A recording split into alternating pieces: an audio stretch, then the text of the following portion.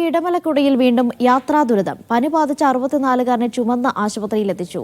കൂടുതലാർകുടിയിലെ മാലയപ്പനെയാണ് മാങ്കുളത്തെ ആശുപത്രിയിലേക്ക് എത്തിക്കാൻ ആനക്കുളം വരെ ചുമന്നു കൊണ്ടുപോയത്. രോഗികളെ ചുമന്നും തലയിലേറ്റിയും കൊണ്ടുപോകുന്ന സംഭവം കുടിയിൽ സ്ഥിരം സംഭവമാവുകയാണ്. ഇന്നലെ രാവിലെയാണ് സംഭവം. ഏതാനും ദിവസമായി പനി ബാധിച്ചിരുന്ന മാലയപ്പനെ രോഗം മൂർച്ഛിച്ചതിനെ തുടർന്ന് ആശുപത്രിയിൽ എത്തിക്കുകയായിരുന്നു. കുടിയിലുള്ളവർ ചുമന്നുകൊണ്ടാണ് മാലയപ്പനെ കൊണ്ടുപോയത്.